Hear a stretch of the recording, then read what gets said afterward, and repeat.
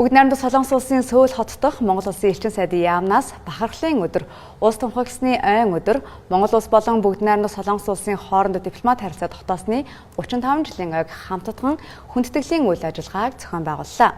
Энэхүү үйл ажиллагаанд бүгд найрамдах Солонгос улсын гадаад хэргийн яамны төлөөлөл, Солонгос Монголын парламентын бүлгийн дарга, үндэсний ассамблеийн гишүүд болон 22 орны элчин сайдын яамны төлөөлөгчид оролцжээ.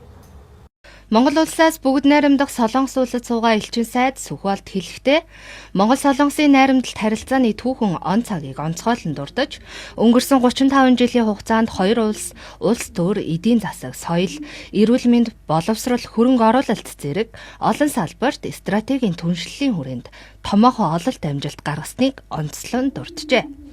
Энэ өдөр бас бидний хувьд монголчууд бидний хувьд бол бас нэг бахархалтай өдөр болж байгаа. Тэр маань бол эзэн богд Чингис хааны мэндэлсэн 863 жилийн ойн өдөр хоёр улсын хооронд дипломат харилцаа тогтоосноо 35 жилийн ойн хүндэтгэлийн хүлээн авалтаа хийж байгаагийн хувьд монголчууд бидний хувьд үнэхээр бахархлын өдөр болж байна. Тэгээд энэ ойн хүрээндээ бол Солонгосын төр засгийн болон хувийн хэмшил төрийн бас байгууллагуудын энэ хоёр улсын харилцаанд бас тодорхой хувь нэмэр оруулсан бүх хүмүүсийг урьж оролцуулж бас энэ үдшийг бас өнгөрөө гэж бодож байгаа.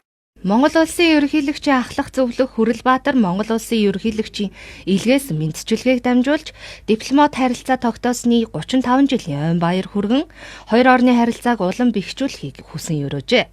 Мөн энэ өдөр хоёр орны соёлын солилцоо дипломат харилцааг бэхжүүлэхэд үнэтэй хувь нэмэр оруулсан хүмүүсийг Монгол улсын засгийн газрын найрамдлын одонгоор шагнасан байна.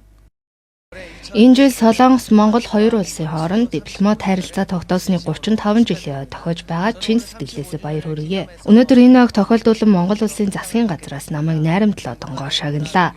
Хоёр улсын соёлын харилцаанд оруулсан миний хувь нэмрийг үнэлж энэ хүндтэй шагналыг олгосон гэж бодож байна. Цаашид ч Монгол Солонгос хоёр улсын найрамдал харилцаа ойлголцлыг бэхжүүлж соёлын солилцоог өргөжүүлэхийн төлөө бүх чадлаа дайчлах болно. Баярлалаа.